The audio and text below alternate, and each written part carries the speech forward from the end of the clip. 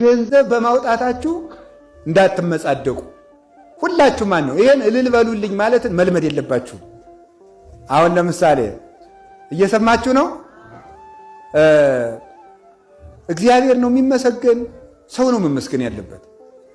መድኃኒታችን ኢየሱስ ክርስቶስ ትልቅ ስጦታ ሰጥቶናል። ስጦታው ምንድነው? ምንም ሌሎችን እንተዋቸውና ትልቁ ስጦታው አካሉን ቆርሶ መስጠቱ ነው። ከዚህ በላይ ስጦታ የለም። ከዚህ በላይም ፍቅር የለም። ከአካሉ ውጭ የሆነን እንጀራ ቆርሶ የሚያበላ ሰው ለጋስ ከተባለ አካሉን ቆርሶ ያበላ መድኃኔዓለም እንዴት አይመሰገንም?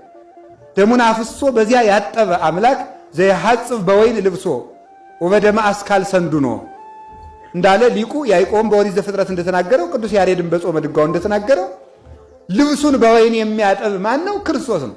ወይን ደሙ፣ ልብሶቹ ምእመናን አልባሲሁ ስለ ክርስቶስ መሃይምናን እሙንቱ። የክርስቶስ ልብስ የሚባሉት ምእመናን ናቸው። ምእመናን የክርስቶስ ልብስ ናቸው። ሰው ልብሱን በውሃ ያጥባል። ክርስቶስ ደግሞ ልጆቹ ልብሶቹ ስለሆኑ በደሙ አጠባቸው፣ በደሙም አነጻቸው፣ በደሙም ቀደሳቸው።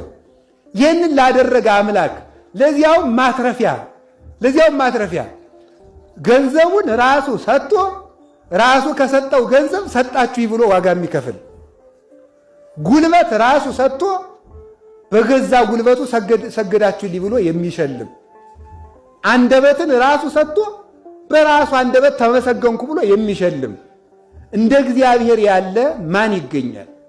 እሱ ይመሰገናል እንጂ እንድንሰጥም ስላ